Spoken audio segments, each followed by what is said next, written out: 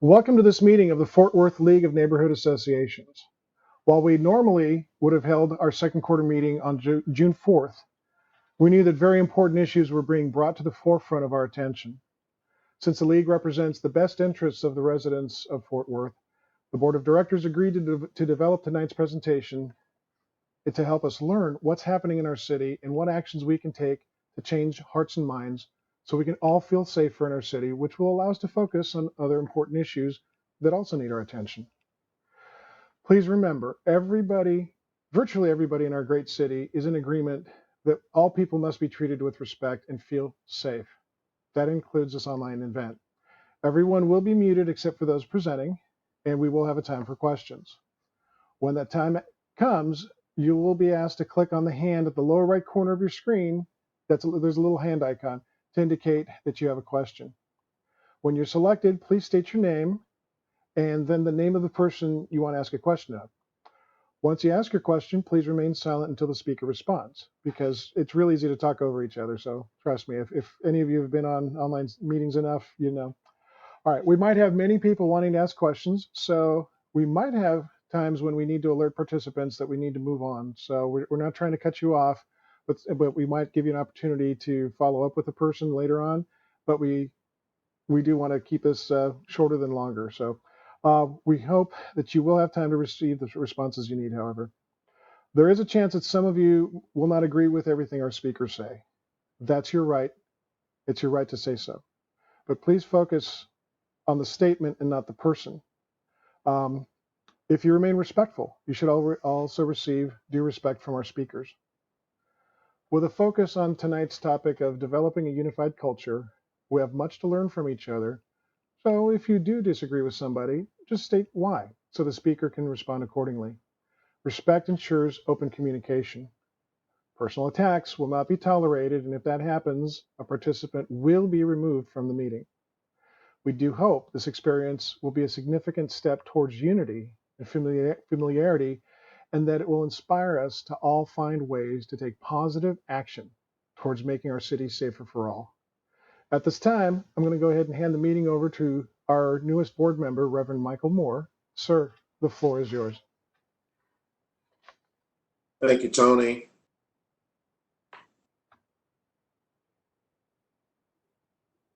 Thank you, Tony. And welcome everyone. As it's been already stated, we're happy to have everyone a part of this discussion tonight. Sir? So, Oh, there you go. okay. You got your camera on. Thank you. So, welcome everyone. And we're excited about having this conversation. Hopefully this is going to be a bridge to building better unity in our city and hopefully speaking to some of the needs that are present in our global community.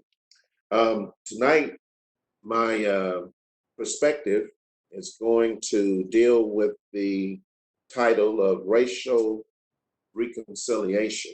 And so that's going to be the approach that I'm going to take from the approach that I was assigned. So let me start by giving kind of a little brief agenda of how my part of the meeting is going to flow.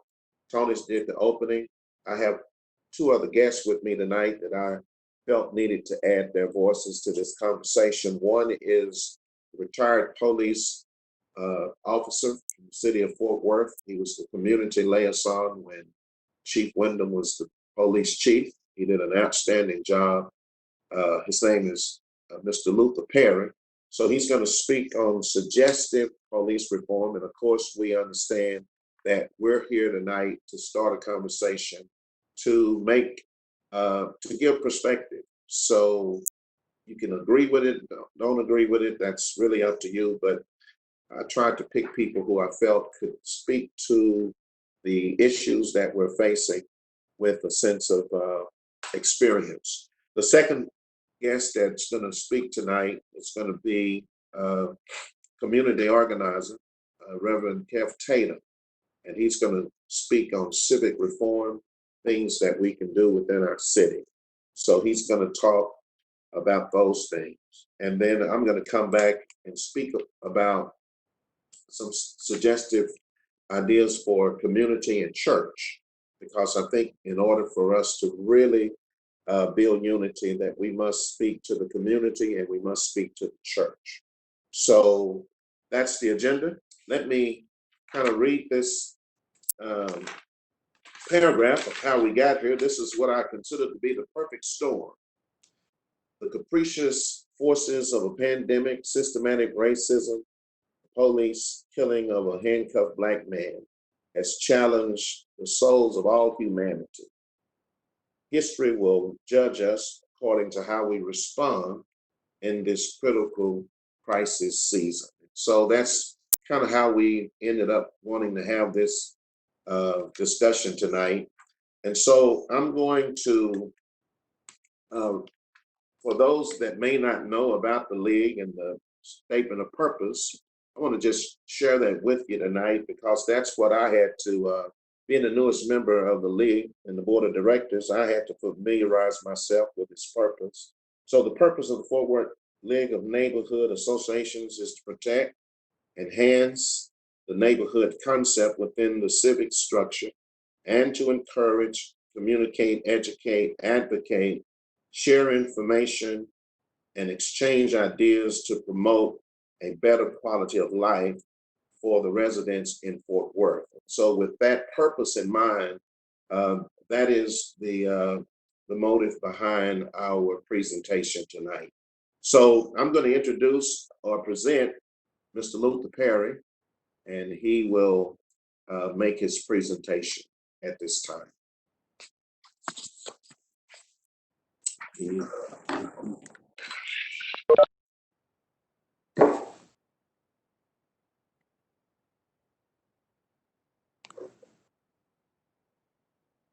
Good evening. Can you hear me okay, Tony? Well, good evening. My name is Luther Perry, and I decided the best way to introduce myself, to tell you a little bit about me. I'm a product of Fort Worth, graduated from Fort Worth Independent School District. I call it the Thrill on the Hill Polytechnic High School. I was in college, got drafted in the last military draft, served during the Vietnam era. Upon my completion in tour of duty, I joined the Fort Worth Police Department, where I spent 26 years with the Fort Worth Police Department. The last 15 years of my career with the Fort Worth Police Department, and the community liaison to Tom Wyndham. We were on the cusp of a lot of different new programs, but more than anything, while working under Tom Wyndham, he was innovative enough to want to get the whole community involved in restoring the respect factor to the police department and involving members of the community to be able to make a difference in our city. And I served there for 26 years. And when I retired from the Fort Worth Police Department, I became the Regional Outreach Director for the National Highway Traffic and Safety Administration. And I was responsible for marketing and working with chiefs of police at all levels of police, from the federal down to the state, the cities. And I worked with chiefs of police, governors, historical Black colleges and universities, governors of those particular states, in promoting traffic safety in those communities of color, primarily African American, Native American, and Hispanic Americans. So I have a wealth of experience in terms of partnershiping with people, and that's one of my best strengths, I guess. But from a historical perspective, during the 1980s, up until the time that Tom Wyndham passed away, in the city of Fort Worth, we experienced the worst gang violence in the city, and it was classified as murder worth.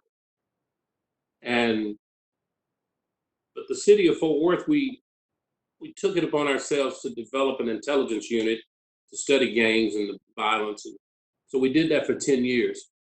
And then during that time with Tom Wyndham, we developed what we call Ministers Against Crime.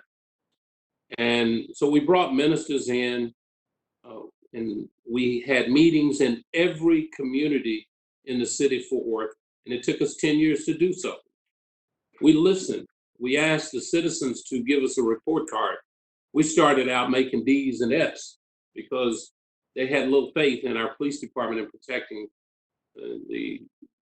our communities. And so we took it very serious, the suggestions and the concerns of those neighbors in the neighborhoods.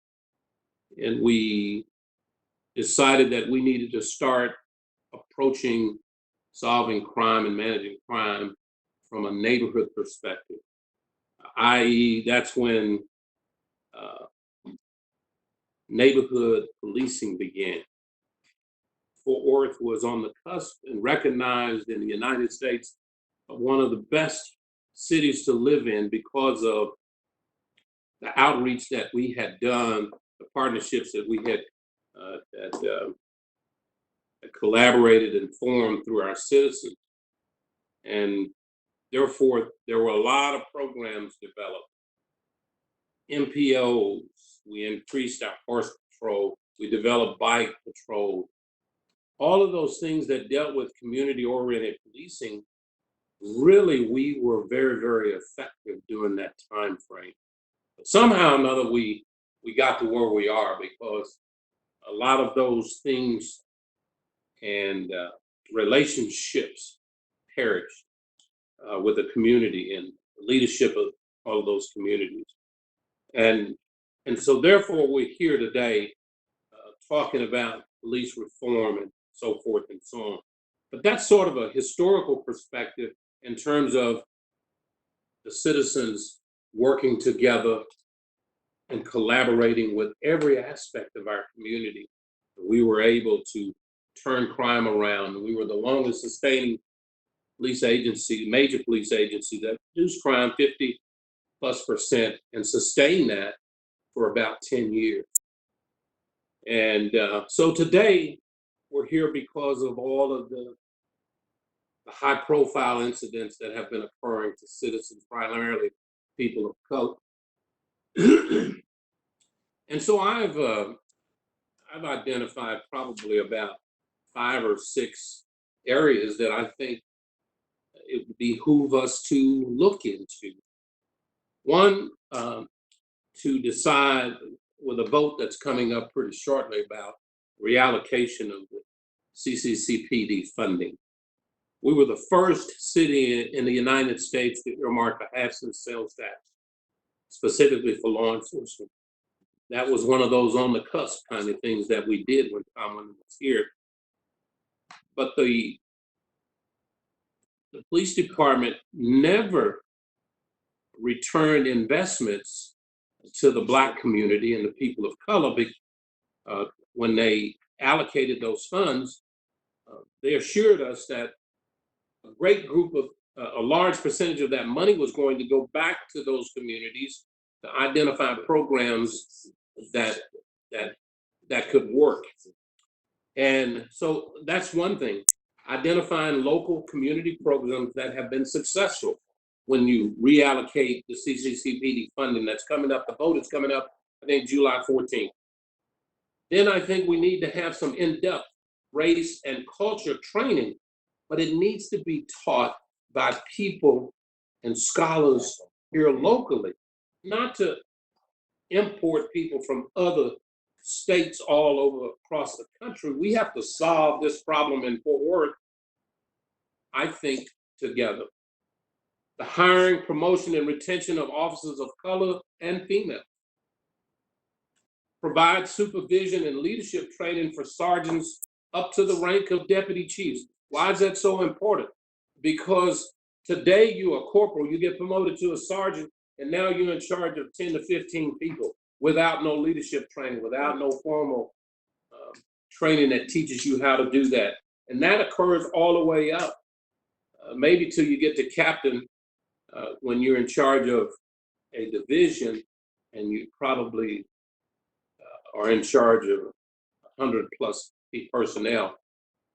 but there needs to be some formal leadership, some professional leadership development taught to these particular folks around so that they understand the purpose of their job. And then finally, I think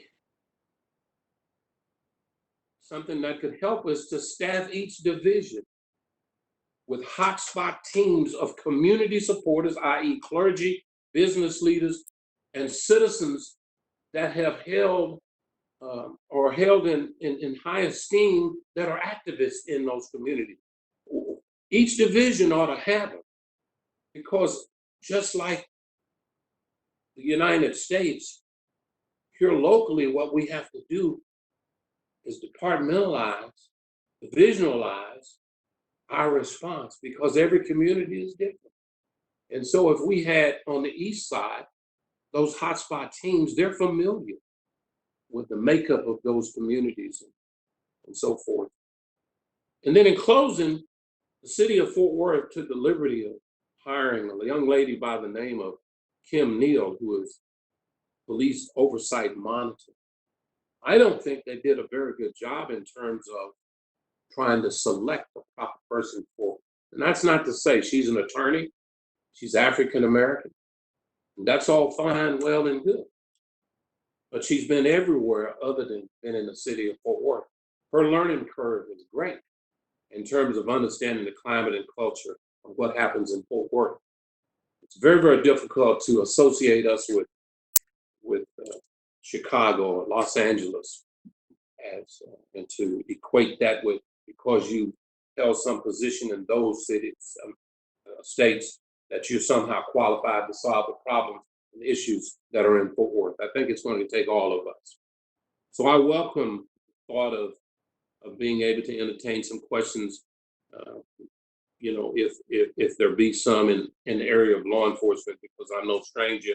I'm actively involved and I stay in tune with what happens in the city of Fort Worth. Thank you very much. Thank you, Mr. Tatum. Reverend Moore, we have Reverend Tatum on next. Is that correct? Okay. Yes, Reverend Tatum. Sir, the floor is yours. All right, thank you. How you doing? Let me pull this mask down.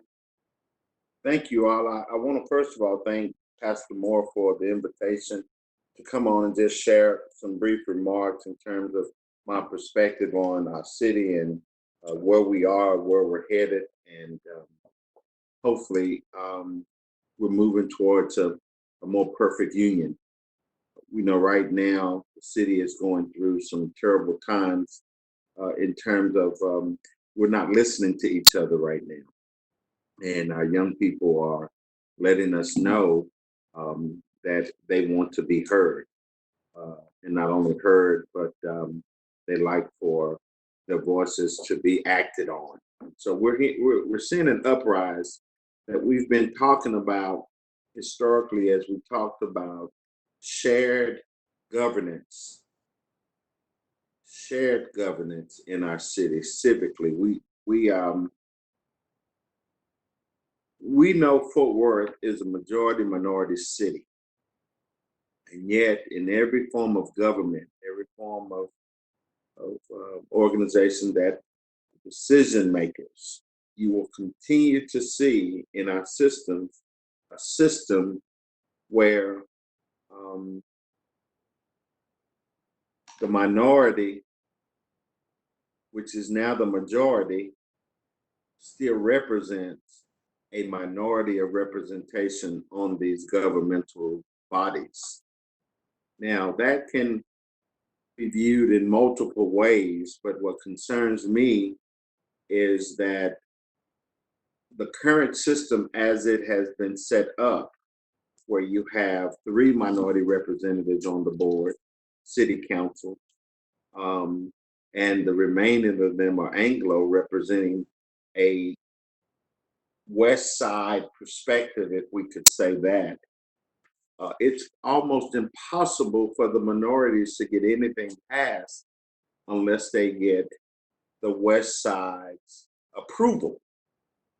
And that can become frustrating in terms of governance. That can become frustrating in terms of community building. It can be frustrating in terms of building relationships with police officers and others, because it's not truly a shared system of governance. And we've been talking about this in the past, and for many reasons, Fort Worth has not been receptive to really being candid about shared governance.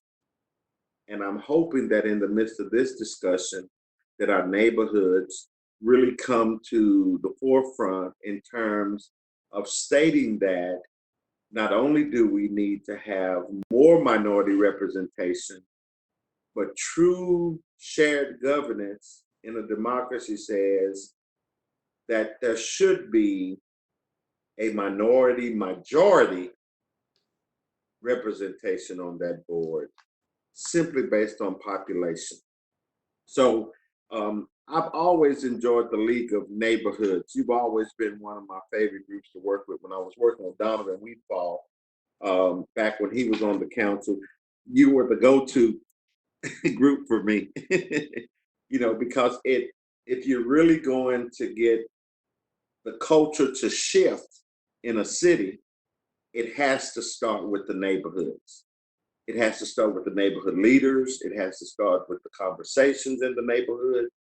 And those neighborhoods who have been comfortable and privileged with representation are going to have to swallow and say, we must shift if we're going to share leadership in Fort Worth in a way that makes sense moving into this next part of our growth as a city. It's been an experiment. Fort Worth has been a wonderful experiment, born and reared here.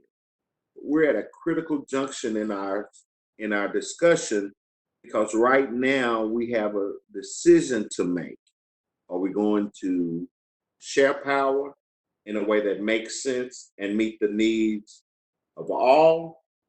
Are we going to continue to operate where the minority is controlling the majority in terms of decisions that are made at both the city, county, state, and otherwise? So we knew this 20 years ago and did nothing about it. We knew it 30 years ago. In fact, in Austin, Murdoch, he became the state demographer. He said if Texas doesn't change the way its representation should be, it's going to have a colossal failure at some point. And we're beginning to see the failure. If when I mean failure, I mean as communities having the ability to conversate and deal with issues without becoming angrily disagreeable to the point that we are unable to move forward. Fort Worth, we're at that juncture. America's at that juncture. I'm just hoping that you all will play a critical role in getting the neighborhoods engaged in this conversation, not from just a black-white standpoint. We can get that polarizing conversation going, and so it's Black lives versus all lives and all that. No, that's not the conversation we should be having. The conversation is, in 2020, should Fort Worth have a shared relationship with its council where every minority group gets a representation based on the size of the population? If that would be the case, you would increase the Hispanic by 2 to 3 seats, and you would reduce the Anglo seats by 2 or 3 seats, and you would have greater representation moving from 2020 beyond. And Fort Worth is not having that conversation. So all these peripheral issues or the causation issues are going to continue to be issues, because we cannot move forward and talk about true police reform. We cannot talk seriously about true municipality reform. We cannot talk about true, tax reform when you have 50% of your population in poverty with less than a high school diploma, and yet you have some of the highest taxes on this side of Hollywood. So those are issues that come when you have shared representation on your council that is currently not being discussed in a way that's going to impact the majority of your residents. So thank you all for this. I want to open it up, allow you all to ask questions as you will, but when we can center on that shared power and become fair in our shared power based on population, then I know Fort Worth is serious about turning the corner.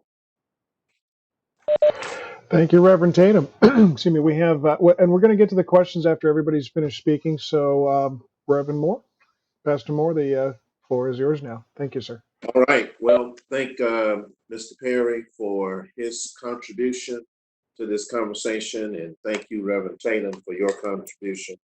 When taking a perspective on the current events, I took it from a different approach.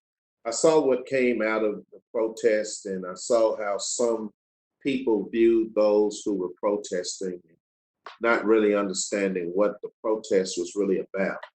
And so I wanted to just take a moment or two just to kind of give a perspective on that. So, I can't breathe is one of the phrases that has come out of the movement, and we all know that those were the last words of George Floyd, who died after being denied air for 8 minutes and 46 seconds, has been the first words of the call for racial reconciliation. We want racial reconciliation to stay at the forefront of this and not get lost, because it's what is really, it's the horse that's sitting on the dining room table that we keep trying to politic around, but we need to really deal with it. So from a call for race reconciliation, police reform, equality for all oppressed people, we all need to breathe. It's a basic human freedom that we should not be refused. When we look at the protests, we should see it as the people have come to the point that they are struggling to breathe. That's why all of those people were willing to come together, join their neighbors, because they realize that they're all struggling to breathe. And in protests, it's not to be viewed in a way that some people have tried to define it, but it's what this country is built upon. This country is born out of protests, and no changes have ever really occurred that did not come by way of protest. And so when people can't breathe, they struggle. When they're being strangled, they struggle to breathe. That's what we see when we see people protesting.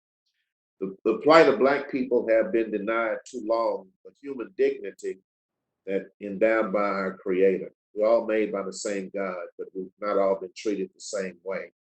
So when you think about what is happening in the country now, that has in the world, that has never happened before, I really believe we're to a place where people are just tired of the system or other people with their knee on their neck, and they're resisting with every ounce of force within them to try to get a breath. And so, and they should do everything that they can do, use every ability that they have to try to breathe the air of equal human dignity. That's what all of us want. All of us want to be viewed as equal humans. And so when I think about that, I looked at the community. We need to begin advocating for racial reconciliation. It needs to be a priority for communities to acknowledge racial reconciliation as an objective. The city has to make a commitment to racial reconciliation. Let me tell you what's happening. We've got some racial markers in our city that we don't need to have any pushback. Those markers need to come down.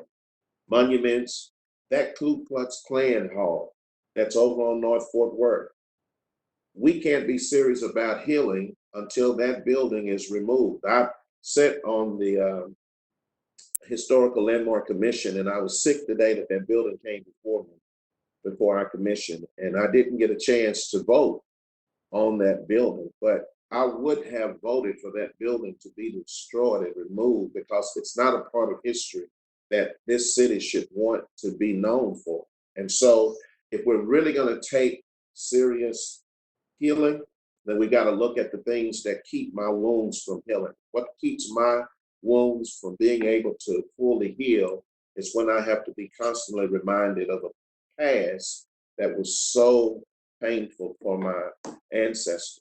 My ancestors are crying. I read an article in the newspaper about the first Black chairperson of the Republican Party. Gooseneck was his name.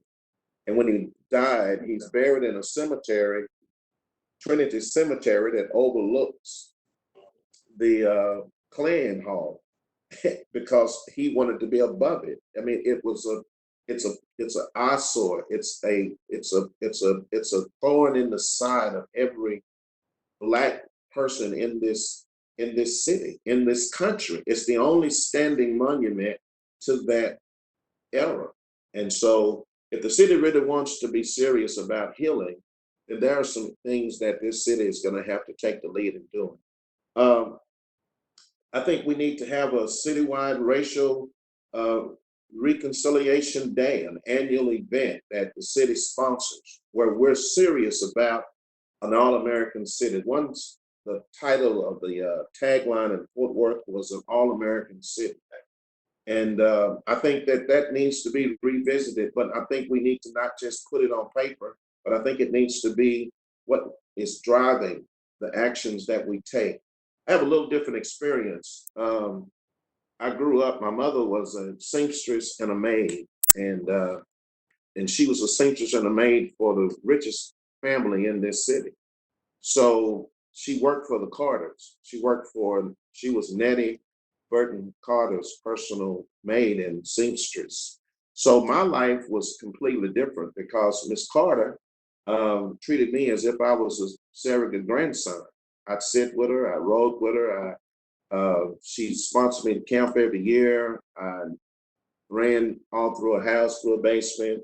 We sat together, watched TV together. So I have a totally different experience because I've seen people with wealth use that wealth to not make you less than, but to make you equal to.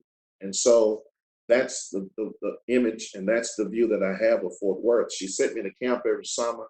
I spent summers out at Camp Carter. I would often be the only Black camper there, but I still went. I learned how to deal with people of different colors and different ethnicities. And so I have a different viewpoint of Fort Worth than a lot of people do. When I was born, most Black people at the time of my birth were born in the basement of the hospital. But Miss Carter made sure that I was born in the Carter suite. So my experience in Fort Worth is completely different than a lot of people. So when I make these statements, it's making it from a standpoint of what I really believe is the true spirit of the city, what it can be, not what it necessarily is, and the fear that I see some of the leaders, have when it comes to taking aggressive stands and being aggressive about some of the things that need to be done. The one thing that I noticed about Fort Worth growing up was that Fort Worth had a group of people that always made decisions that kept us ahead of the curves. We always avoided some of the hard hits that other cities took with segregation. There was a group of people that came together and they made a decision that we would segregate, that we would integrate schools, and they got ahead of the curve. So we never got a lot of negative press from the nation press because there were people here who were aggressive enough to make decisions to move us along before it became a problem. And I think that same spirit exists for those of us who are native Fort Worthians. I know that happened. I witnessed it, and it's what needs to happen today. And so we talked about the moving of those monuments, the day of reconciliation. That needs to be something that we push for. If we want to heal, we want to heal. We want to make Fort Worth a city that people want to come to, raise their families in, all parts of the city, not just the parts where you got good schools. And I'm a little offended by that because I think that there shouldn't be any such language in our vocabulary where there are good white schools. There should be good schools in Fort Worth. And it shouldn't have anything to do with what side of town it's on. And so I think that there's a lot of work to be done. And I think that if this community is really serious about healing, then these are the type of issues. This is the air that people are struggling to breathe. Even if they don't, they should be. Some people are so, there's a thing about the Panther that was a part of the Fort Worth theme for years, that that big Black Panther would sit on the courthouse steps asleep. And there was an article that the one of the visitors from Dallas came over, and he made a comment and said that things are so quiet in Fort Worth until Panthers are sleeping on the street, because nobody was making any noise, no commerce was happening, and people were not disturbed. And so I think that even right now, when we know that the education is not up to par, that we're not doing as best as we could for all of the citizens, for all parts of town, that we are like Panthers sleeping in the streets, but we need to be awakened, and we need to become active and engaged in making changes. When it comes to racism, one of the things that Martin King is, we always quote Dr. King, but Dr. King said that he says racism is the Black man's burden and the white man's shame. And so he made that very plain definition about racism, because that's what really happens. Racism is the American sin that you are either infected with it or affected by it. And so we all have a racism issue, because either we are infected with it or we are affected by it. And so that's the issue. And so what we have to come together and figure out locally is, how do we move from shame to a place of glory? How do we take our community and take it from a place of shame to a place of glory? And if we're able to do it, it's going to be an impact on the global community that we're all a part of. And it starts with individuals. It starts with the people in the city. Individually, we must accept the challenge to replace hate with love. That's something that each one of us has to do. Disrespect with respect. We have to replace denial with opportunity, poverty with possibilities, division with inclusion. And that's got to be for all of the neighbors in Fort Worth. And so when it comes to the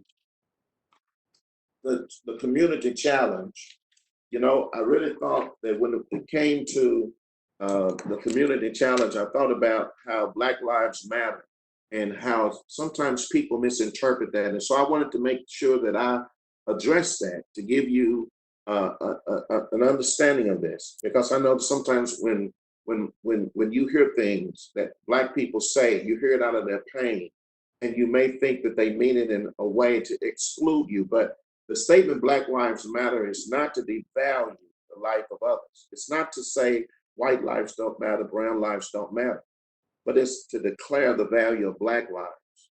And there's a reason for that, because Black lives have been devalued through slavery, through the Ku Klux Klan terrorism, through the criminalization, through the justice system, through Jim Crow, through voter suppression, systemic racism, economic disparity, police brutality, and then self-hatred, Black on Black crime. And that's the result of being in question about one's own value.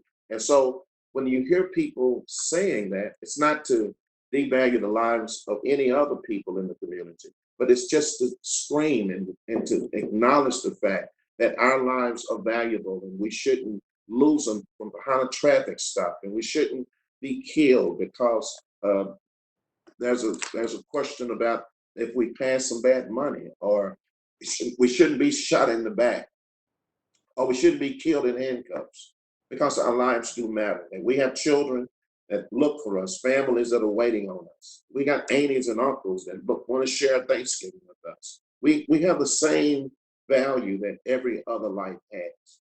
So when it comes to the community challenge, there are 3 words that I just kind of wanted to play around with, and I took them right out of our statement of purpose.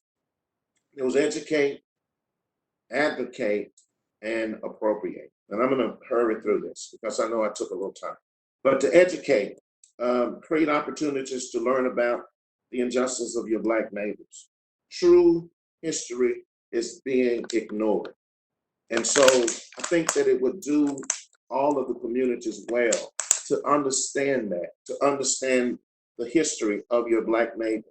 and then commit to racial reconciliation as a marathon and not just a sprint. Not, there's a move in Dallas from Dallas Baptist Association, and they're doing a 30-day challenge on racial healing.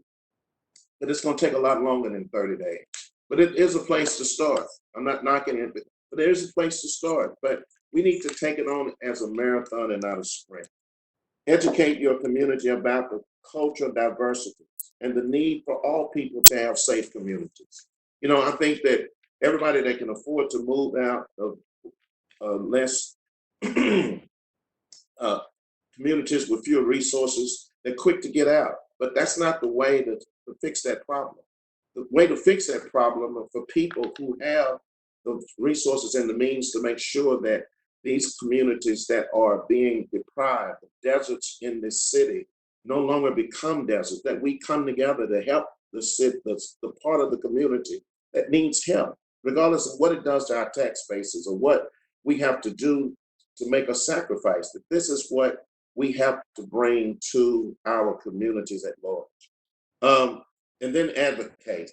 We need to call out racism and injustice and all forms of discrimination, with peaceful means, not violent, but peaceful means. We need to push back against businesses that do bad dealings, that are not willing to dismantle. We need to not support them. Tell them, we're not going to do business with you if you don't want to change the way you're treating all of your customers, all people who are humans, who need dignity, then we're not going to support you. Advocate. Support groups that are committed to racial reconciliation, equality, and respect for all humanity. Find those groups and support them. They're all throughout the community. They need all of our support, whether you're black, white, brown, whatever you are, but they need the support of all of us. Spend money with black businesses. We don't have a lot. And that's something else that the business community should really be concerned about. That the black community has very few businesses. Why is that? And that needs to be something that we are concerned about as a community. Because if we're not successful, then that means no one is successful. So injustice anywhere is a threat to justice everywhere. And we all understand that. Appropriate. And when I say appropriate, it's about being intentional. We should become intentional about racial reconciliation. Become an ambassador for it. We need to become the people that want to see the races healed. People coming together, working together, communities, not afraid of each other, but able to love each other, understand one another. So we need people to appropriate this, make it their own. So we need to consider neighborhood mixers, where we reach across town and bring people from other sides of town into your communities. Come to our communities. Let us get to know you, so that way you're not so quick to shoot me or to think my life is a threat to you. My skin is not my sin.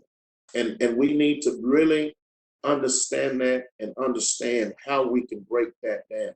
So I think that we could be intentional about community mixers, where we're trying to work toward building better race relations. And then appropriate. Use your platform. All of us have platforms. We have people that we have influence with. Start with your family, your friends.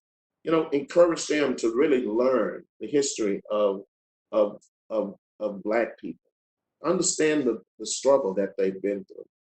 Understand that it's not just about what they're not trying. Martin King said that sometimes people take the approach that every man ought to pull himself up by his own bootstraps.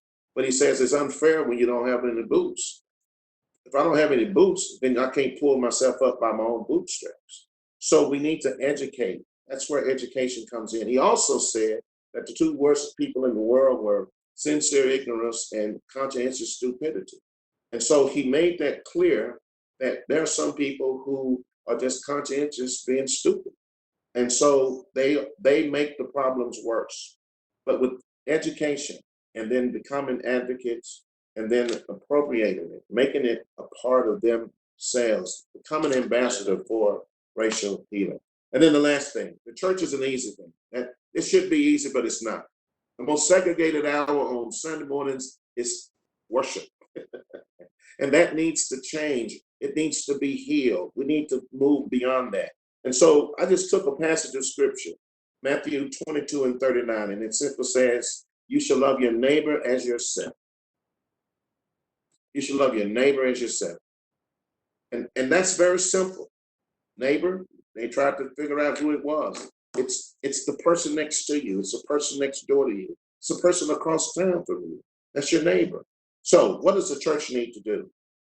The church needs to make racial reconciliation a ministry of the church.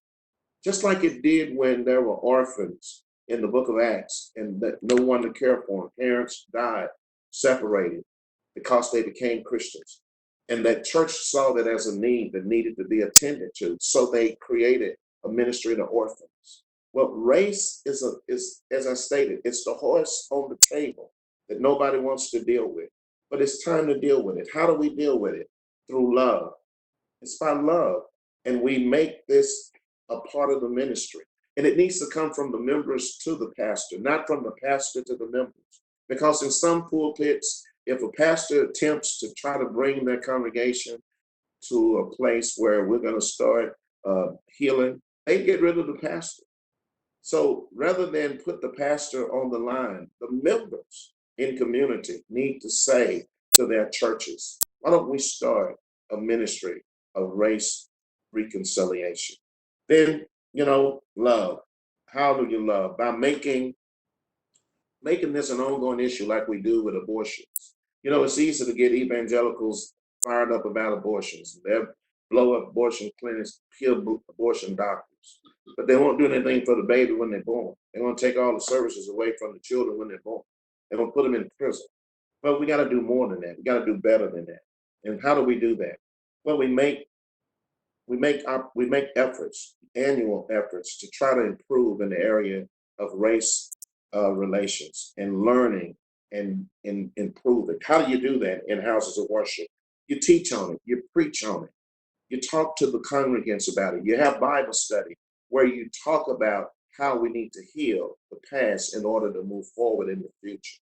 And this movement, whether you know it or not, if you're going to be two things, you're either going to be moved by it or you're going to be moved by it. In other words, either going to go with it or it's going to go over you. And so we want to be in the right place when history is told that we did the right thing at the right time.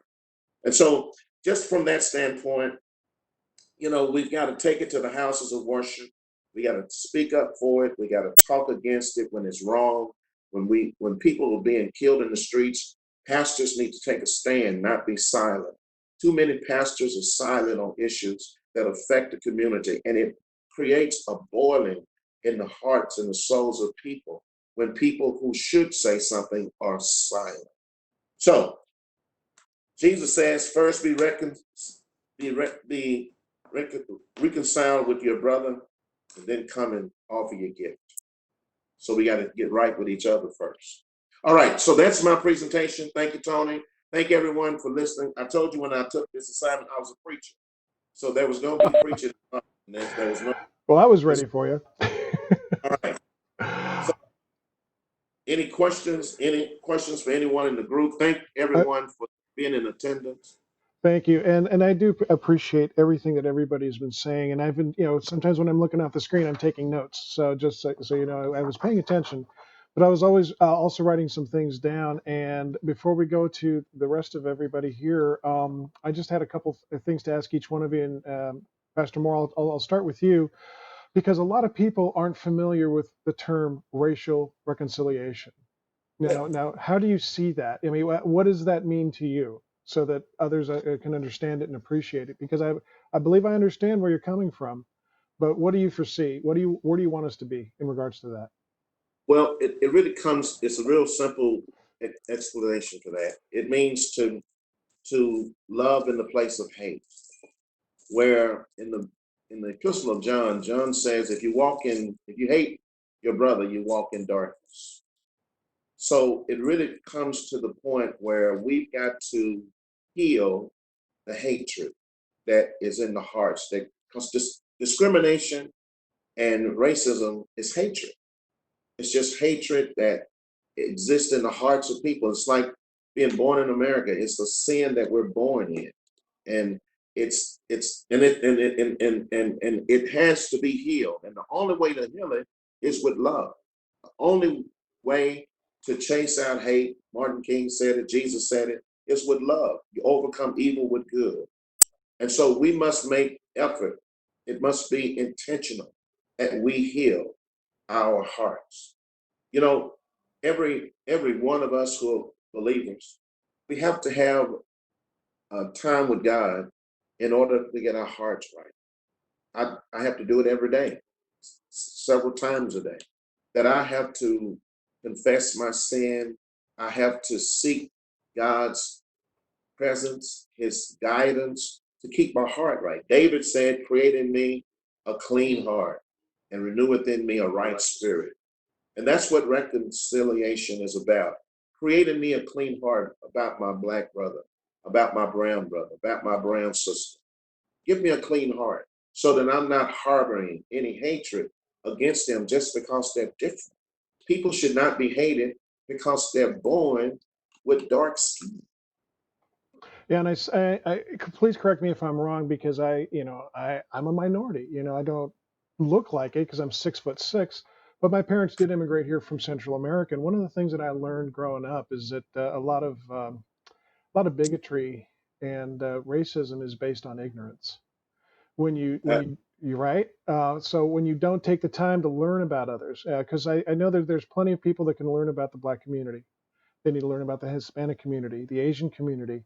But there's also people that need to learn about the Caucasian community, because that- life has not been easy for everybody. There's always that term that gets floated around, the term privileged. No, it doesn't happen to everybody. So not everybody's so blessed. My privilege was just that I had very loving parents who taught us not to hate, but just to push back with a good life, and to ask a lot of questions, and to learn about other people and what they go through, and that way, just like we do when we go to the Bible, and we learn so much from there, as long as we're consistent. And if we make this kind of behavior where we're reaching out to each other across the city, and make that kind of behavior consistent, asking about each other, getting to know each other better. What are the challenges you have? Sometimes we have all the same challenges, that's all the same challenges. I right? agree. And maybe I found a way to overcome some challenges that I can teach others, and vice versa. So yeah, if we can look for ways to unite in that way, because in a way, because for those of you that don't know, I'm originally from California, and at the time when I was growing up in the San Francisco area, my definition of normal was really broad. But I was growing up in San Francisco for the first 8 years of my life when they started forced busing. And I was in a public school that was already fairly integrated. And the way they executed that, they were going to actually send me to one of the worst neighborhoods. And we didn't know about the neighborhoods. We just knew about the crime statistics of that neighborhood. So they were going to send me to something that was really bad for at least us on another side of town. So we ended up moving to the suburbs. I landed somewhere really nice, weeded as a family in a community that was made up a lot of different races and cultures, and different levels of economic success, different careers that the parents had. And we were so fortunate because it would just allowed me to see what it's like when you can take the time to just get to know each other, appreciate the differences, learn from each other's cultures, and then you can go forward from there and not live with a head full of stereotypes. That sound fair? Okay, That's so yeah, and we have a lot of our youth that grow up with a lot of these stereotypes that come from parents, for example, or their family elders. So that's really unfortunate. And I've most recently, in the last year and a half, and of course not very recently, but started substitute teaching. So I started getting to know a lot of what the kids are going through in our schools. And some of them express challenges, and I've asked them, well, have you tried this? Well, I didn't know about that. So sometimes we just need to ask those questions, and saying, okay, you seem really frustrated, what's the problem? And I always try to encourage a child to speak up. I'm not coming in as Superman as far as substitutes go, but I've got 5 children in my family, and they each have their challenges. and I reach out to them as well. And I've gotten pretty good at connecting with children, and these are the ones that are going to be taken over soon, and they need to be raised to have that openness to reach out to others. Because let me tell you, when I moved here 11 years ago, I fell in love with Fort Worth because I've never felt so much a part of a community as I have until I moved here. And I spent 45 years of my life in California, with the exception of some time in the Air Force. And coming here, it was the people, it was the kindness of the people across the city. And it pains me at times to hear about how some of our residents are suffering and are in agony and are in pain or frustrated and discouraged. And I think if we start communicating more, we can find some success there and some connections with each other. There'll be less resentment, more understanding, and together we'll be more successful. Reverend Tatum, I do have a question for you, if I may. Sure. Go ahead. Okay. So I was hearing some of what you were saying and talking about representation, right? Mhm. Okay. One of the things that we did in our first quarterly meeting that the league did was we had a representative from the U.S. Census speaking. And one of the main points that he drove home, and I actually spoke with him earlier today, is the fact that responses to the census identify needs in a community and even within a community. So in the city of Fort Worth, the city across the board has certain needs, but responding to the census will also identify the needs in different communities and different neighborhoods. And we're just not responding as much as we used to because our vote is very important, and we want our votes to be represented in, for example, city council, and we want those representatives of ours to truly reflect our communities. But if we're not responding to the census, then there's not as much information because remember, years ago, the city of Fort Worth, we agreed to add 2 new city council districts. You remember that? Mhm. So they're basing where those districts, those 2 additional districts are going to go, because everything has to be redone now. And they're going to use census data for that. So does it make sense to encourage all of our communities across the city in every single neighborhood to please respond to the census? The data is not specific to anybody's name. There's no private information that goes into that, but the information is so vital, because if we want representation in neighborhoods and communities that do not feel they have it, that's probably one of the best ways that they can possibly identify who they are, that they're here, what the racial makeups are, what the cultural makeups are. Because it's a very quick thing, 10 minutes, but the information that's going to be captured is going to be so much more powerful, so that all of our communities are more likely to be represented fairly and equitably. And that way, with the redistricting, we're more likely to have representatives that are reflective of all the different demographics we have in the city. So how's that sound to you? Well, you're basing your position, and if I want to hear you clearly, we need more people to value the census and do it so that government will have a clear picture in terms of what the needs are in the neighborhoods. And also, dollars from the federal government are tied to those numbers. Dollars from the Correct? federal government, sir, from the state government, from the city government, as well as economic opportunities. Because when there's businesses, now we've talked about food deserts where we don't have I'm grocery stores. not The- personally If okay, but you're asking people to engage based on value, based on the return value of them engaging. We have to ask the question, why are so many people not engaging if what you're telling them is so valuable? and that's something that in our individual communities we need to find out what the answer is, because the answer down the street for me might not be the same answer down the street for you. Well, I'm So talking about based on need. We're talking need here. Your needs in your community are different than the needs in our community. So exactly, yes. let's just base. I'm assuming you're talking to me, so you're talking about those who we represent and why they are not engaging the census at a rate that would bring more value to the city for them being in the city with those needs, whether it's city, state, local. I get that. The reality is, one is those same people you're telling to value that process feel that system does not value them. Okay.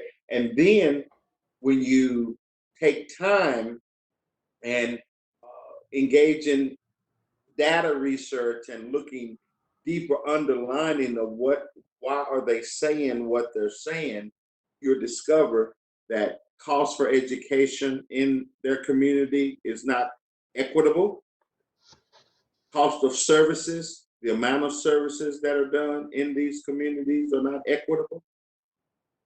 There's an over amount of policing, which receive a substantial amount of those funds. You see a gross amount of over policing in those communities.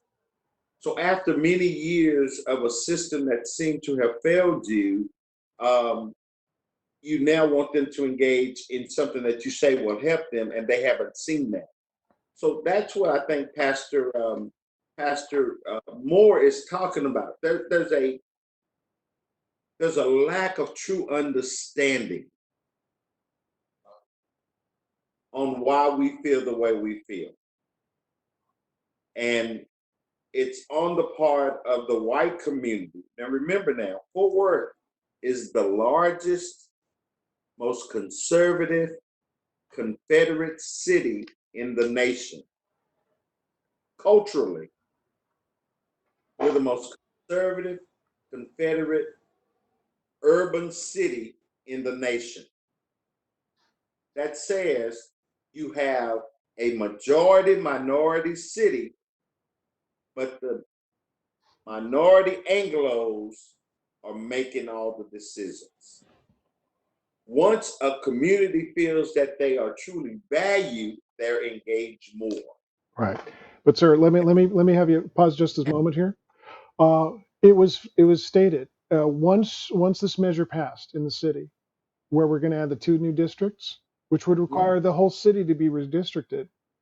It was very specific that the census numbers would dictate how our our city would be redistricted. Yeah.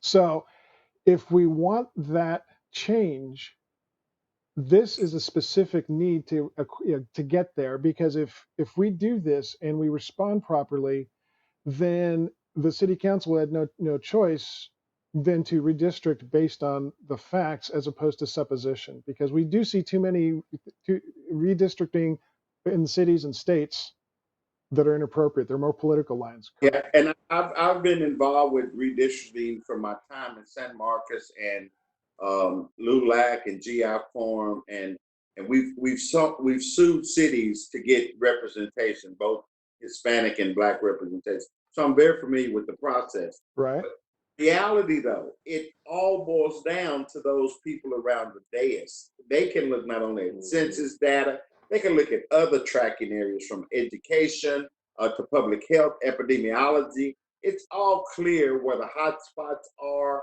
where the challenges are, where we can make changes if we really want to. I mean, I came back in City Hall in 2004, and we looked right at those numbers, and we recognized not only did we need 2, we needed 4, but Right. they did not share the power. Sure. That would have reduced the amount of power on the west side and really gave fair representation in the north and east side. Now, when you talk about fair representation, that's just giving us a seat at the table. We need more seats at the table. Right. You don't need you don't need, we know, trust me, I look at data all day, every day. Okay. So we know what we have. We don't need, the federal government to tell us what we have. We even know the ones who are here that are not being counted. No, and I get that, because definitely, I'm sure that the city's not going to count only on the census, but we do need to use that as one component. And there are going to be things that that you've experienced, that work to affect change, that we're going to also need to learn and teach across the city. So Here's the thing, and I'm gonna be through, Brother Tony. Here's the reality. okay. Okay, throw all the data away. Okay, throw all the processes away. The reality is there are entirely too many people in Fort Worth who are failing right now. and we know who they are, and we know where they live. Yeah. Now, we can play the data game, we can play the philosophy game, or even theology game. But when he talked about who is my neighbor, the Bible says, he who showed mercy. And we as a city, we talk compassion, but we don't walk compassion. Because if we walk compassion, we would understand why those young people are marching, because you just have to look at the data and show that there's a deficit in the Black community in every category known to man, whether it's educational, epidemiology, whether it's any other area, Mhm. economically, socially, culturally, we're always at the bottom. Now, if you can't see some compassion to help those folks, then all these other intellectual conversations are null and void. We could have those discussions all day. Bubba Wallace put it better than anybody I could say. We need Black Lives Matter because we all need to have compassion, love, and understanding towards one another. And if you have love, compassion, and understanding towards one another, you recognize that the pandemic that we're going through was coupled with an epidemic we've been living through. Right. Good point. You get both of them connected, you have now created the perfect storm for a mental health tsunami. Right. And that's the passion we're trying to get people to see. It's happening because we have neglected those communities for far too long. And I'm not individually. You've been here 11 years. I've been here my whole life. I was born and fed Mrs. Bear's bread at 1333 East Magnolia, 76104. I'll let you hear me. So let's be real. This is not a personal attack on you or anyone on this board.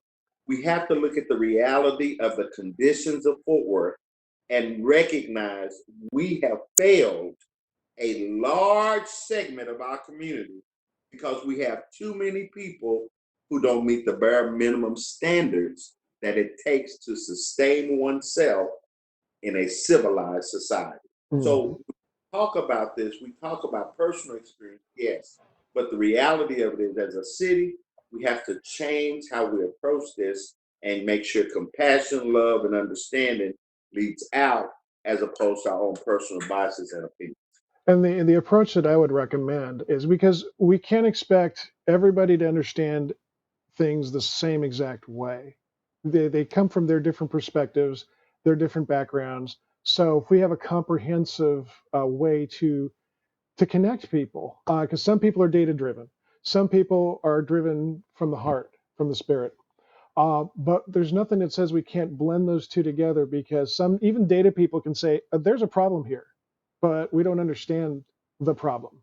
So then we get people who can come in with their heart on their sleeve and explain how frustrated they are, how uninspired they are, how sad they are, because they haven't seen the opportunities that they believe that they deserve, and they do.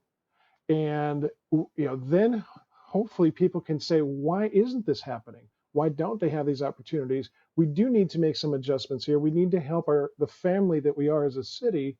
We need to help our brothers and sisters do better so they can feel better, so we can all be more successful as a result, as a city, as a community. So I think we can definitely take all these components and bring them together so that we can understand each other better, because we have almost 1 million people in the city of Fort Worth, and each of them is going to understand a little bit of this.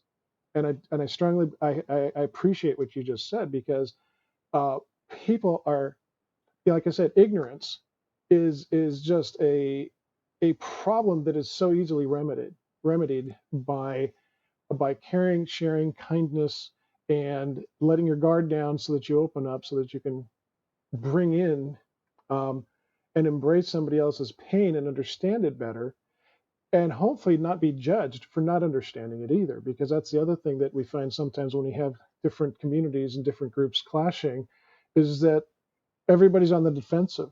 So we've got to try to induce calm and with kindness, and that way hopefully people can listen to each other. Because I mean, how many times just on parental level, do our kids not listen to us because they've got things going on in their head and we don't understand because maybe we forgot, or things are so different. There's more pressures on kids than ever before.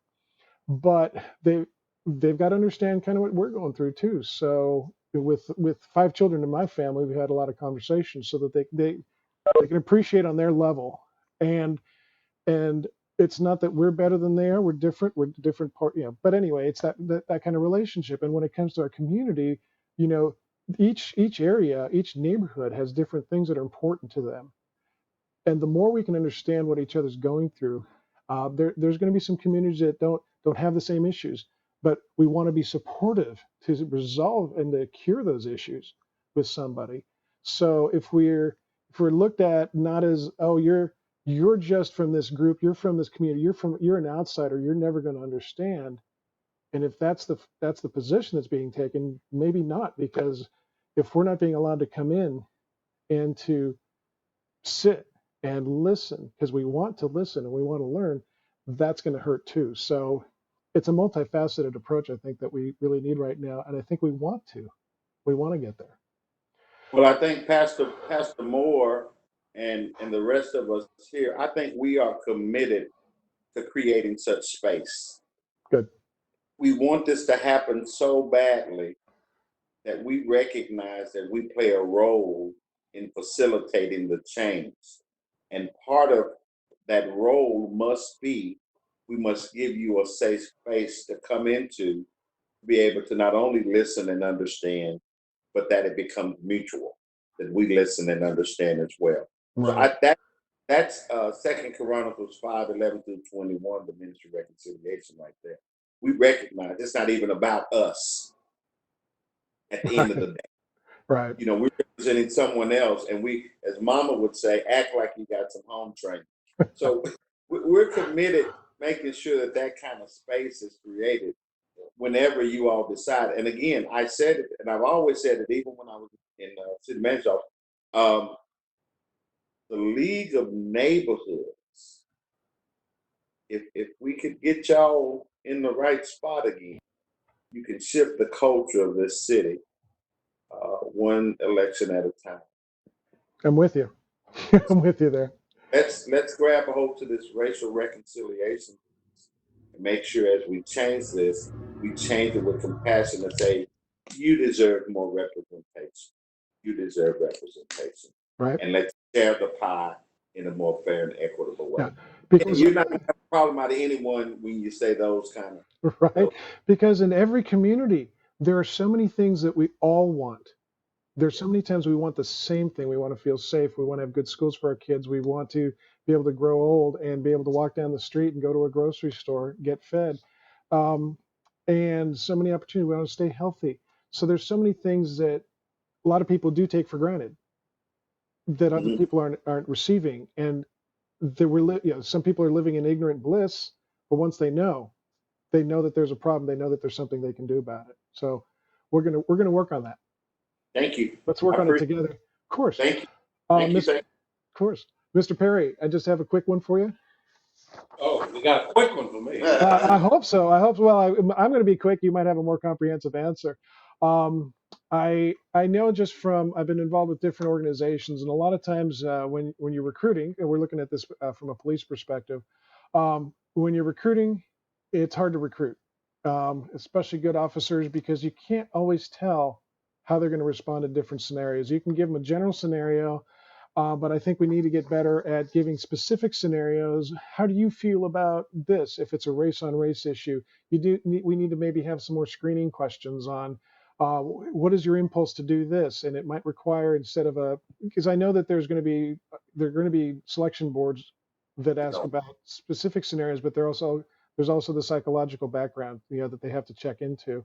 So there's a lot of questions I think that we have as far as how that happens. So we need to look at that, because retention is another big part of it too. If we have great officers, we want to keep them. We don't want them to go away. If we have officers that are helping build communities, do we not want to make sure that we incentivize them to stay with us? And the other thing I was going to just throw in there too, to get your response, was, didn't we have Did we not have a program? I can't remember what it's called off the top of my head because I'm a Code Blue volunteer, so I'm a civilian patroller. But there was another one that involved ministers and the clergy that they would be called into different situations. Does anybody recall what that Yeah, was? it was Ministers Against Crime. I helped start it. Okay. And has that program kind of tapered off? Is it not as active as it used to be? The fact that we've been through a series since Tom Wyndham, about 4 or 5 different chiefs who started to devalue the original concept of Ministers Against Crime, and then create another clergy group that was holistic in its approach. When I say holistic, I'm talking about from all over the city.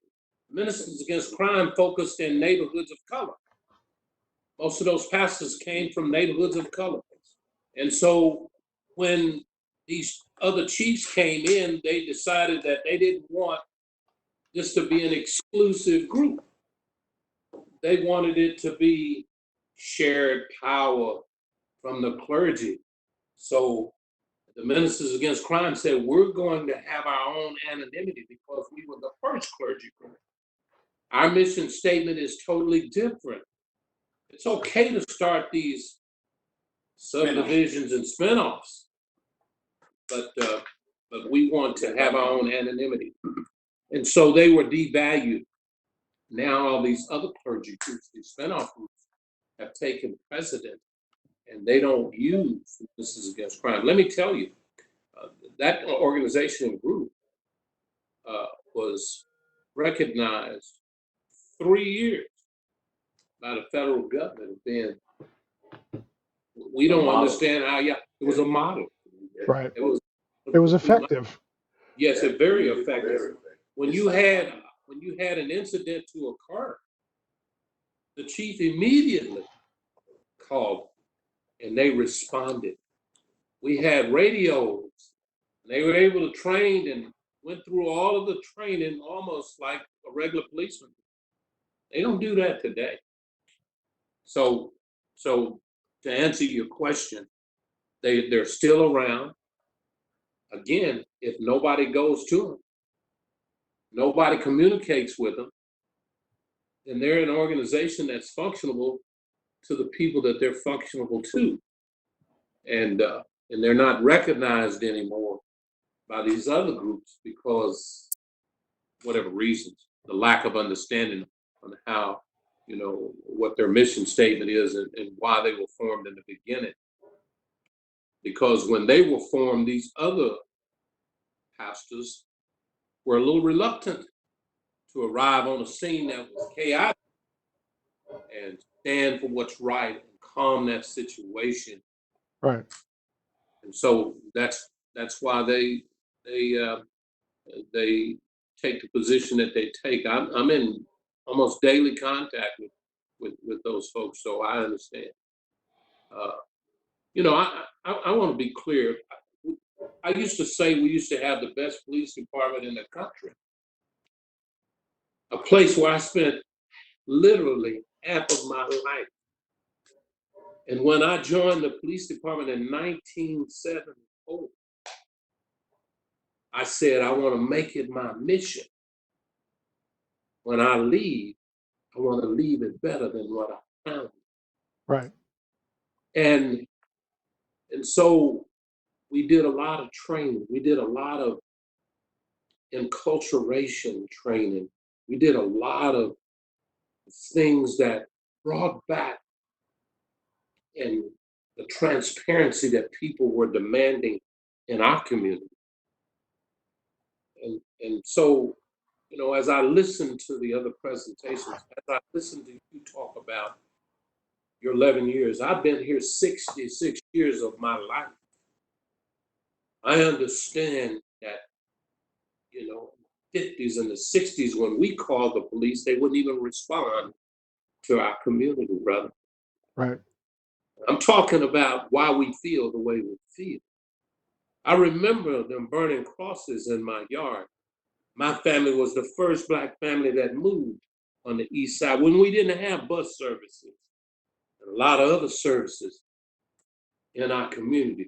I'm talking about why we feel the way we feel. And let me just tell you more recently that nobody has ever tapped into the retired Black police's mind to try to figure out why they aren't rapidly shooting and putting their knee on necks. Yeah, we got some answers for those questions, but nobody values our opinion. I have a problem when because I don't wear a badge and a uniform anymore. People don't know, but I drive high-end cars. I go wherever I want to go, and I get stopped too. And I'm stopped and demoralized, criticized, and not respected by the same police department in this city. And it falls on deaf ears when we complain. We know the process. We know we got some work to do. Amen. We got some work to do. And so I'm just saying that, see, I'm part of the community. I always have been. Right. Always have been. And so I don't shy away from my responsibility of constantly trying to be in a position to make a difference. And I talked to Ed Krause. I think I might have done his background when he joined the police. And I solicit and I tell him this. If you just listen to this. See, if my house is on fire in Fort Worth, Texas, I can't call Chicago Fire Department to put out my fire. I'm going to have to call the Fort Worth Fire Department. If I got a problem with a criminal matter, I can't call California Police Department. I got to call somebody here in Fort Worth. And all I'm saying is that everybody tries to make it a monster as relates to solving the issue. But Doc, I can promise you this.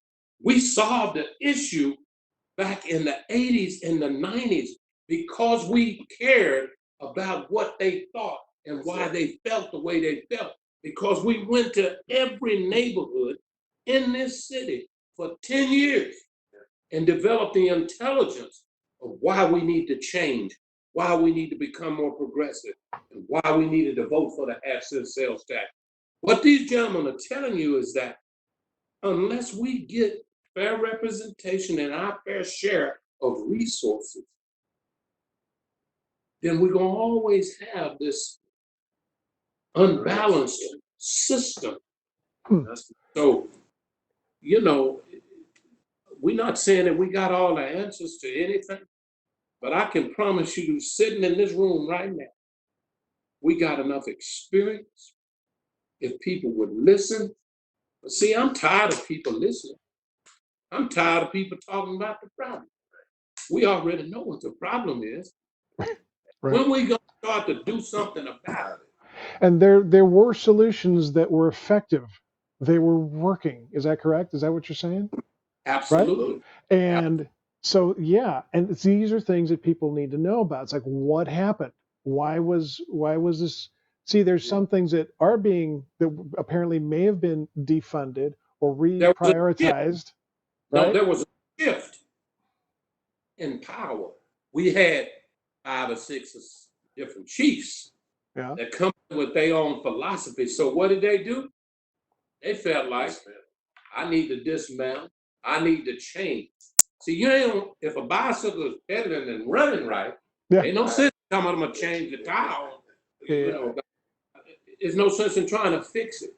Right. You Somebody know, was fixing something that was not broken, that that was wasn't, working perfectly fine, that just needed to be maintained, not modified. and we had access to the Yeah. police department, to the chief, and to his deputy chiefs. We had their phone numbers. Right. I'm just telling you, you know, so when Bubba was giving us some trouble, we didn't want to kill. We just wanted somebody, you know, to respond and Right. help get him some help. Cause Get him, maybe see another day. yeah, and so we, you know, I don't know how many more years God's gonna let me be, but whatever time I have left, I'm passionate about the way I feel because I mean, our communities are struggling down. Yeah, that so if you serious, I think the neighborhood, you you can rally the people. See, that's what it's gonna take. I always say that ain't nothing gonna happen until white people start feeling the same way we feel. And so when they have the same kind of problems that we have, we don't wish that on nobody, but when they start experiencing their children getting killed, they getting their neck stepped on, when they get mistreated and beat up in custody and handcuffed, when that happens, then we gonna get somebody's attention that we got a problem, and we gonna hurry up and address it. Well, I'll tell you what, you may be surprised by how many people outside minority communities may be completely understanding and supportive of what needs to be done without them having to suffer. I mean, yes, sometimes that's what it takes for some people. But in the meantime, we can work on those people whose hearts we can touch now by just telling them what y'all have experienced. Because once But again, there's a lot of ignorance we need to address. but see, let's not get confused. See, the telling them about my experiences not gonna help. See, we need to have them go to, be a part of, and sit with the people that it impacts. Well, I agree, exactly. That's what I'm Right. saying.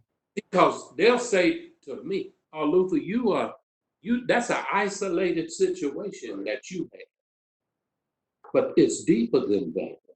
Collectively, they'll understand that collectively, it's a bunch of Luthers and parents that have kids that have been mistreated over and over and over, and these sort of things. And I finally just want to say one thing, because I think we need to create an opportunity to sit down with each other and look everybody in the face. But Right. I just want to say this, and I'm gonna be quiet. That if we quit trying to make this a mountain, see, it ain't no mountain yet, because these young people that are marching and are disgusted, see, they ain't killed nobody. They ain't hurt nobody. They ain't turned violent yet. See, now we done had a few little things where people knocking out one, but not in Fort Worth. Okay, not in Fort Worth. So if we quit trying to make this a mountain, and let's address this molehill problem we got. But the molehill is a molehills in our community than they are in y'all community. And so we need to dissolve and take care of the molehill. And we can make it happen. Right. And let me tell you, I'm kind of like the living embodiment of that joke that I just moved to Fort Worth, but I got here as soon as I could, and I'm staying. I've got roots here now. I married a local gal. I'm staying. But let me tell you, based on what you just said, we've got enough communities across the country to see how bad it can get. Yes. Right. Yes. We do not. None of us want it to ever get that bad, for all the right reasons. So we need to find ways, and I talked to Reverend Moore was yesterday about this, about find positive actions that we can all take. We're going to probably take different actions. We're different people coming from different perspectives, different approaches, but if we all take positive action to to connect us across the city, to share those experiences, to find a way to connect to people. I mean, I'm already visualizing situations where when we can meet in groups, where you can even have different people talking and saying, have you ever experienced this? You might be surprised by some people who, I mean, yeah, today I'm a big 6'6" guy. I wasn't always. I was, for a long time, I was the little brown kid who got bullied a lot. Okay. But I was fortunate. I pushed through it, and I was fortunate to stay out of trouble that I could have made for myself had I been aggressive in retaliation. Instead, my I got to focus on the things that were important, which included taking care of my community and being protective over my community. And in this case, now that I'm here, I'm not a native born son of Fort Worth, but this is my home now, and I feel very protective over it. And I want us to feel more like family. And so there's a lot of family here, a lot of cousins we haven't met yet. Basically, that's the way. That's the way in the Hispanic community. Cousin, hey, let's. When you hurt, I hurt. When I know you're hurting, sometimes I don't know you're hurting, so I'm going to walk around saying everything's okay. But when I know you're hurting, it's going to affect me. And unfortunately, some people aren't going to even feel that until they feel it in a different way. Some economically, some emotionally, some might have to suffer in a similar fashion. Sure. But you're right, it's not a mountain yet. So we can certainly address it while it's still a molehill. And you've inspired me already by just saying, listen, we didn't have these problems before. We had solutions that were working before. We need to look back to be able to go forward in this case, because it's not something that's unachievable or unimaginable. You lived it. Well, I'll just say this, fine. The Word of God says that there's nothing new under the sun. Nothing. Yeah. So the problems we have today, we had them yesterday. We had them last year. We had them the year before. We're going to continue to have them until we get serious about moving from talk to do it. Right. And in our communities, you know what we say? We know you mean what you say when you do what you say. Good point. At this point, I'd like to go ahead and go to questions from the participants. Steve Epstein, I believe we got you ready to go. I have two questions. This has been a really worthwhile conversation. I live in a neighborhood in South Fort Worth, and I hope before we end, do you have any concrete things that I should bring back to my neighborhood association in South Fort Worth? What that's one question. And my second question is to Mr. Perry. As a police officer or a retired police officer, I'd like to know um, what your views are on the impact of police associations and qualified immunity. How should that change, or what are your views on police associations and qualified immunity and its impact on our situation? Well, I'll put it real simple. As far as police, uh, associations and immunity, uh, we put a lot of trust in police officers. They're one of the few authorities on this earth that have the ability to take life.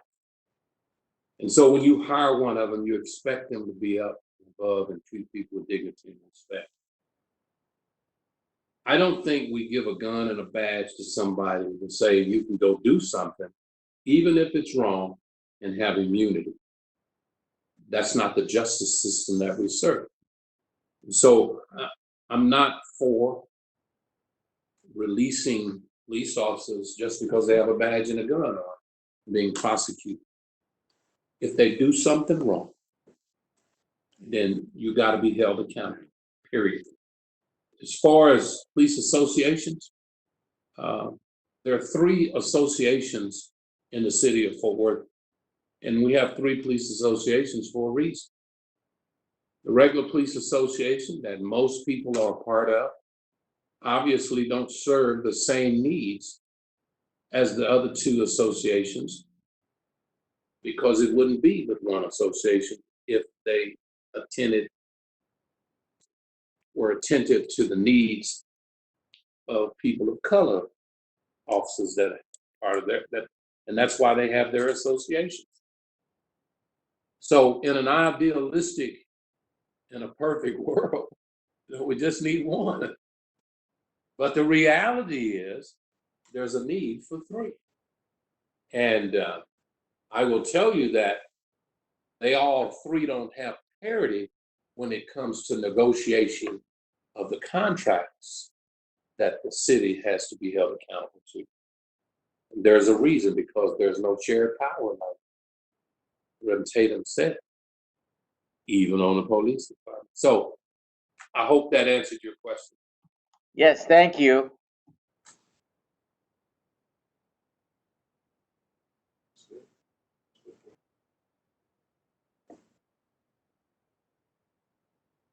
We can't hear I you. think you're still on mute, Tony. Okay, Tony. Sorry about that. Okay. Yeah. So does anybody else have any questions at this time? If you have video, you can turn it on. You raise your, maybe raise your hand if you don't know how to raise I have a question. digital hand. Oh, go ahead. There you are. Hi, I just wanted to say this was very informative. I'm glad to live in Fort Worth, and I'm glad that we have such articulate members here giving this awesome presentation. You had said something, Pastor Moore, what was it? Willful ignorance and conscientious stupidity. Sincere, can you hear me? Yes. Okay. Martin King said the two worst people in the world, sincere ignorance and Censored. conscientious stupidity. That was nice. Yeah. And then I guess going back to Steve's question about I don't know if anybody here could answer it in terms of what action can we take now back to our neighborhoods starting today?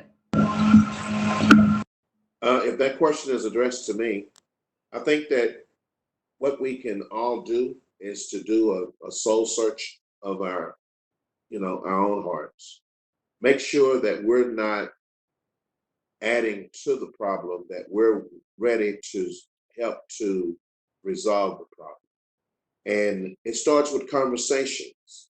Be honest with you. It really starts with conversations where you can kind of help people to weed through all of the error that people have been, their minds have been filled with, a lot of half-truths, a lot of misinformation, and conversations will help to clear a lot of that confusion out. There are a lot of people that hate people just because they have been told lies about them. I mean, half-truths about them. And so what has to happen when you talk about appropriating, it's kind of like if you read that God is love, that is very true. But if you never appropriate that and let the love of God become the love that lives inside of you, it does you no good. And so when we have opportunities like this, and we're able to have conversations with our family and with our friends, that is what begins to bring healing into our communities.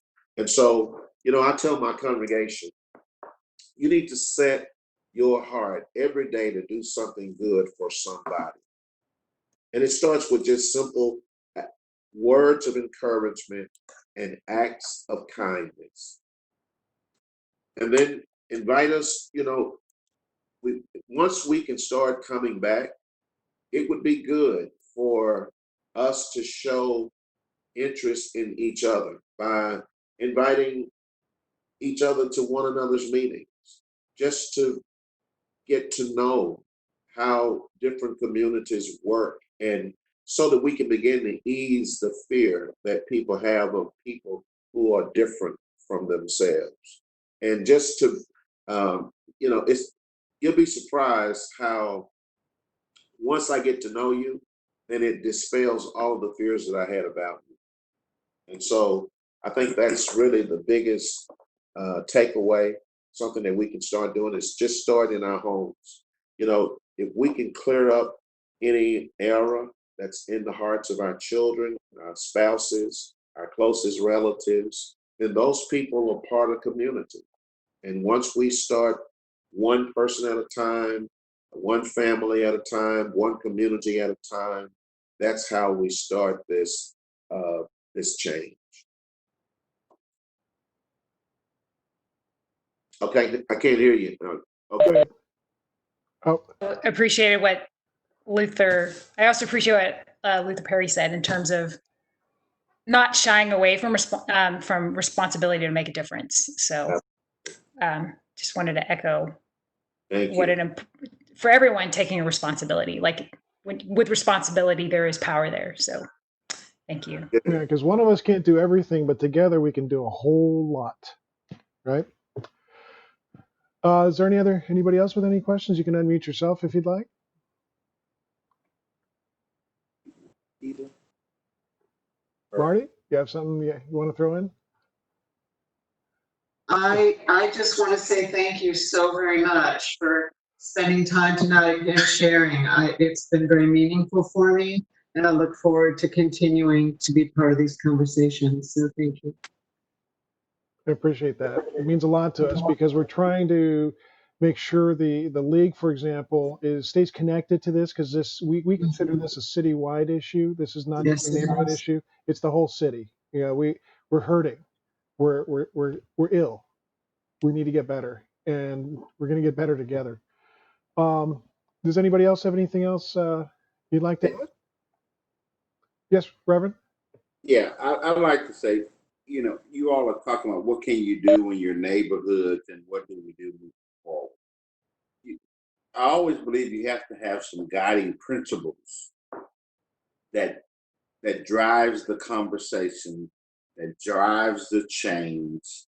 And so I like for you all to consider a guiding principle that we believe that everyone in Fort Worth deserves to be treated. There should be equity and equality for everyone. If that's our guiding principle, then we can move forward in finding solutions to those who are not receiving equitable treatment and those who are not being treated equal in other areas. That is clear. You can see African Americans make 33 cents on the dollar. That's not equitable. Why is there such a gap? Start beginning to address that. Education, Black males, less than 30% show no record of academic success. That's not equitable. So let's take a look at that. Life expectancy. Blacks black women have a 69-year life expectancy, and Black males have a 64-year, while Anglos have a 78, 80%. So when we say the driving principle is treating everyone equitably and with equality, then you can drive forward to figure out why are we not treating this group the same way we're treating it. Don't make it personal from you and me.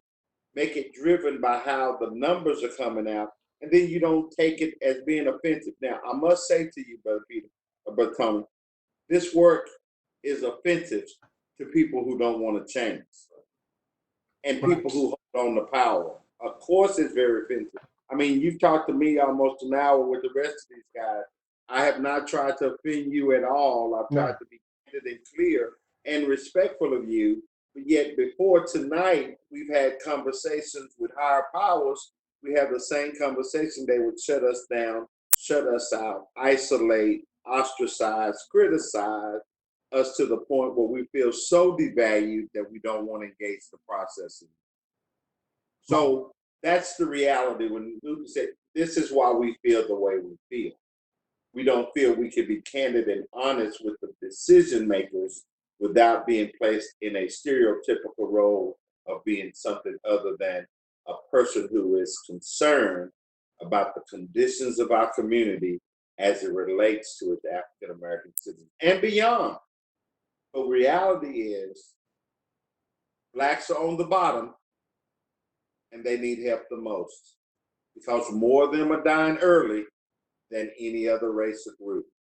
So that's where the compassion, that's where the love, that's where the understanding must be coupled with this guiding principles of equity and equality for everyone. We can solve any problem we're faced with those 6 principles. Yeah, we can certainly do it together and walk together while we do it, side by side.